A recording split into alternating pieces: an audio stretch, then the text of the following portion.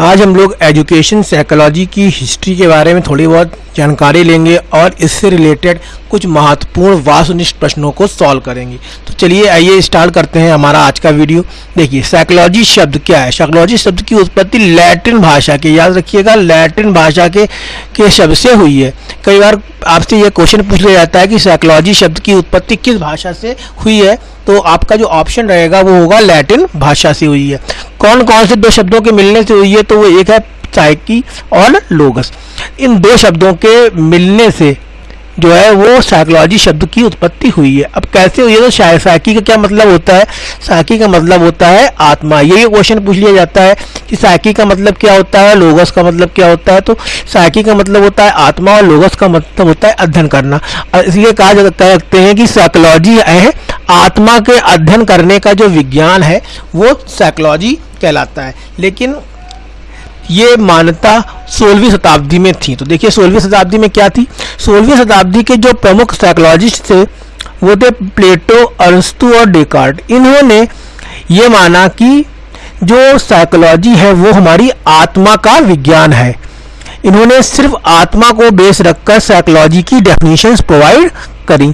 इसी तरह जब 16वीं शताब्दी में इस डेफिनेशंस को मान्यता दी जाने लगी, लेकिन जैसे जैसे 17वीं शताब्दी आई वैसे वैसे आत्मा का विज्ञान जो है वो लोगों को समझ में नहीं आया और 17वीं शताब्दी में इसको आत्मा के विज्ञान ना कहकर पैम्पेनॉजी और थॉर्नडीज ने इसको मन या मस्तिष्क का विज्ञान बताया।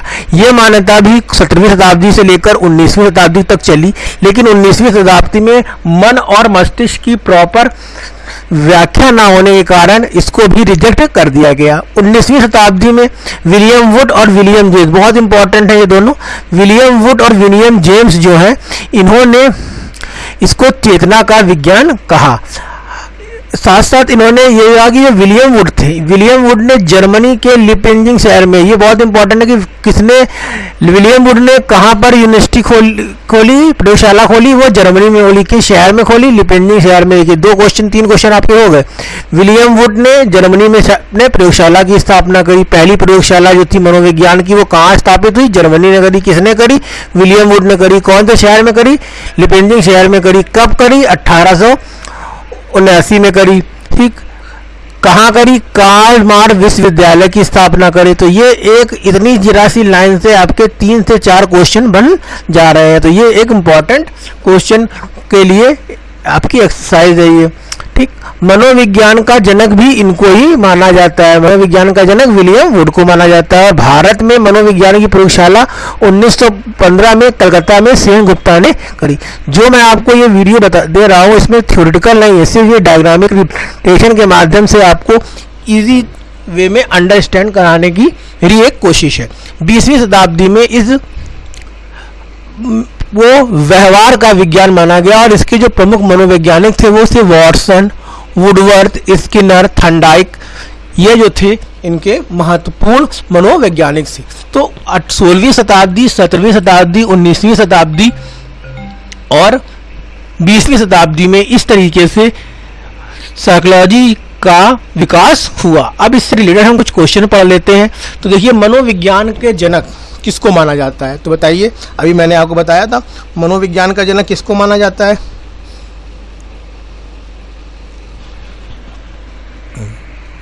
मनोविज्ञान का जनक किसको माना जाता है? देखिए मनोविज्ञान का जो जनक है वो माना जाता है विलियम वुड को मनोविज्ञान का जनक। अगर हम आधुनिक या अमेरिकी मनोविज्ञान के जनक की बात करेंगे तो वो होंगे हमारे विलियम जेम्स। ठीक, तो इसका पहला आंसर था आपका। दूसरा क्या है? मनोविज्ञान के प्रारंभ में क्या अर्थ था? देखिए 16वीं शताब्दी में मनोविज्ञान का क्या अर्थ था? आत्मा का विज्ञान था। आत्मा का विज्ञान, मन का विज्ञान, चेतना या व्यवहार का विज्ञान। तो इसका आंसर क्या होगा? आत्मा का विज्ञान। 20वीं शताब्दी में मनोविज्ञान का क्या अर्थ था? चेतना नहीं, मन नहीं, व्यवहार का विज्ञान था। ये था 16वीं शताब्दी में, ये था 17वीं शताब्दी में, ये था 19वीं शताब्दी में। ये था हमारा व्यवहार का विज्ञान जो था, ये था 20वीं शताब्दी में। साइकोलॉजी शब्द किन 2 यूनानी शब्दों से मिलकर बना है? तो देखिए मैंने बताया था कौन शब्दों के मिलकर बना है। साइकी और लोगस शब्दों से मिलकर बना है। और लोगस शब्दों से मिलकर बना है, तो इसका आंसर आपका भी होगा। मनोविज्ञान की उत्पत्ति किस विषय की शाखा के रूप में मानी जाती है? तो याद रखिएगा, मनोविज्ञान की जो उत्पत्ति है उसके लिए ये माना गया था कि उसको हमने आत्मा का विज्ञान माना था, और आत्मा के विज्ञान की बात करें तो जहाँ आत्मा आती है वहाँ पर दर्शन शास्त्र आ जाता है, तो दर्शन शास्त्र की शाखा के रूप में माना जाता था। शिक्षा में मनोविज्ञान अवधारणा में प्रयुक्त करने का श्रेय दिया जाता है किसको? प्लेटो, थर्नडाइक, रूसो या स्किनर। तो देखिए, शिक्षा के उद्देश्य से अगर देखें तो शिक्षा की अवधारणा में प्रयुक्त करने का जो श्रेय है वो दिया जाता है रूसो को। शिक्षा मनोविज्ञान की स्पष्ट व निश्चित रूप से सामने आया कब आया? बताइए कब आया? 19वीं शताब्दी, 1920, 1890 या 1905 में। शिक्षा मनोविज्ञान का स्पष्ट जो और निश्चित जो स्वरूप आया था वो आया था 1920 में। साइकोलॉजी शब्द की उत्पत्ति किस भाषा से हुई है? जैसे पहला ही क्वेश्चन में बताया था कि किससे हुई है, लैटिन भाषा से हुई है। देखिए लिखा है इस नोट में, लैटिन भाषा से हुई है। ठीक। मनोविज्ञान की विषय वस्तु क्या है? मनोविज्ञान की वस्तु है मानव व्यवहार, मन या मानव व पशु दोनों। तो इसका आंसर क्या होगा? 9 का आंसर होगा व्यवहार। आधुनिक मनोविज्ञान के उद्देश्य से व्यवहार जो है वही मनोविज्ञान की विषय वस्तु है। नेक्स्ट क्वेश्चन देखते हैं, प्रयोगात्मक मनोविज्ञान का जनक किसे माना जाता है? बहुत इंपॉर्टेंट क्वेश्चन, अभी हम लोग पहला क्वेश्चन पढ़ के आए थे। प्रयोगात्मक मनोविज्ञान का जनक किसको माना जाता है? विलियम जेम्स, विलियम वुड, अरस्तु या प्लेटो? 10वें का आंसर होगा प्रयोगात्मक मनोविज्ञान का जनक माना जाता है विलियम वुड को। प्रथम मनोवैज्ञानिक प्रयोगशाला 1879 में जनवरी के लिपेंजिंग शहर में किसने स्थापित करी? अभी मैंने बताया, इसका आंसर क्या होगा? William would. ये देखिए लिखा हुआ है, इतने जरा से में आपके 3-4 क्वेश्चन मैंने कहा था आपको मिल जाएंगे। ठीक। नेक्स्ट क्वेश्चन क्या है? मनोविज्ञान किस प्रकार का विज्ञान है? 12वां क्वेश्चन, मनोविज्ञान किस प्रकार का विज्ञान है? तो मनोविज्ञान एक अशुद्ध नहीं सामाजिक प्राकृतिक या एक विधायक विज्ञान है। इसमें कई विधाएं मिलकर इसकी रचना करती हैं। 13 क्वेश्चन है, मन और मस्तिष्क का विज्ञान मानने वाले कौन कौन से थे? तो इसके मन और मस्तिष्क का विज्ञान के लिए पंपोनाजी और थर्नडीस थे।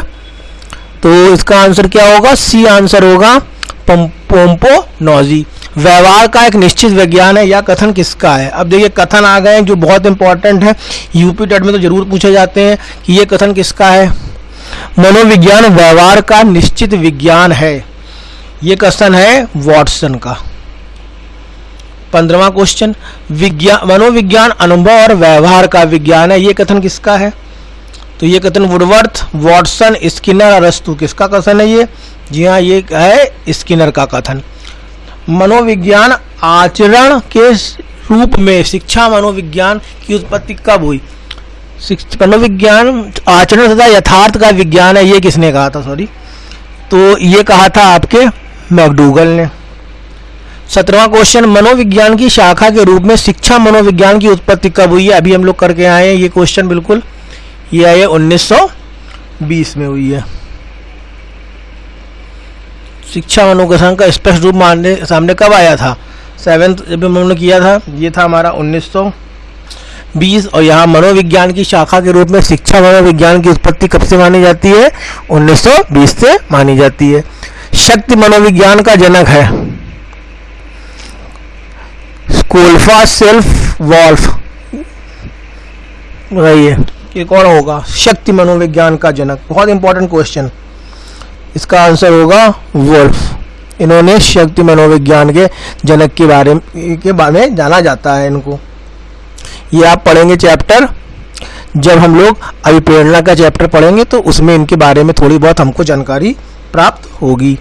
19वां नंबर क्वेश्चन है, प्रथम शैक्षिक मनोवैज्ञानिक किसे माना जाता है? प्रथम शैक्षिक मनोवैज्ञानिक माना जाता है थर्नडाइक को, क्योंकि रूसो दे नहीं रखे हैं। मनोविज्ञान के मनोविश्लेषणात्मक संप्रदाय के जनक कौन से? जेम्स, फ्रायड, स्किनर या वुड? तो साइक्लो एनालिटिकल थ्योरी किसने दी थी? ये दी थी सिगमंड फ्रायड ने। मनोविज्ञान की संरचना संप्रदाय के जनक हैं संरचना संप्रदाय के जनक किसे माने गए हैं? ये माने गए हैं विलियम वुड। मनोविज्ञान के प्रकार व संप्रदाय, देखिए संप्रदाय जरूर एक क्वेश्चन आता है कि कौन से संप्रदाय का कौन सा मनोवैज्ञानिक है। तो प्रकार व संप्रदाय के जनक कौन है? William James. ग्लेस्टार्ड वार्ड संप्रदाय का जन्म कहाँ हुआ था? France, Germany, America, England. कहाँ हुआ था? तो ग्लेस्टार्ड वार्ड संप्रदाय का जन्म हुआ था जर्मनी में, जिसको हम लोगों ने अपने एक चैप्टर में पढ़ा था, कोहलर वाले चैप्टर में, जिसमें हमने कोहलर के रूल को बताया था। उस वीडियो को आप देख लीजिए, उसके से आपको मालूम पड़ जाएगा। ये मनोविज्ञान के व्यवहार संप्रदाय के जनक कौन थे? वॉटसन, स्किनर, वुडवर्थ कौन थे? 24 का आंसर होगा वॉटसन। मोस्ट इंपॉर्टेंट क्वेश्चन, शिक्षा मनोविज्ञान के शैक्षणिक परिस्थितियों में मानव व्यवहार का अध्ययन है, यह कथन किसका था? ये कथन था बी, स्किनर का। शिक्षा मनोविज्ञान व्यक्ति के जन्म से वृद्धावस्था तक सीखने व अनुभवों का वर्णन तथा व्याख्या करता है, यह परिभाषा किसने दी थी? तो यह परिभाषा दी थी क्रो एंड क्रो ने। मनोविज्ञान की खोजों का शिक्षा में व्यवहारिक प्रयोग ही शिक्षा मनोविज्ञान है, यह परिभाषा किसकी थी? तो यह परिभाषा थी कॉल सॉनिक की। इंपॉर्टेंट है आपका ये। नेक्स्ट क्वेश्चन है, मनोविज्ञान की शिक्षा के क्षेत्र में योगदान नहीं है।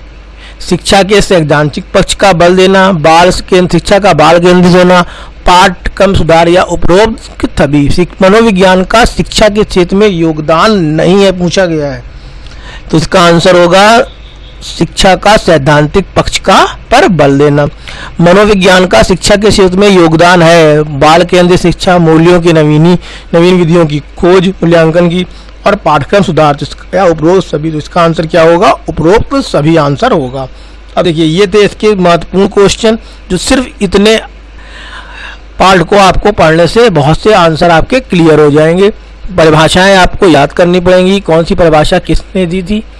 और ये आपका छोटा सा एक वीडियो यूपी टेट और सी टेट के लिए बहुत इंपॉर्टेंट है। नेक्स्ट वीडियो में हम लोग इसके आगे का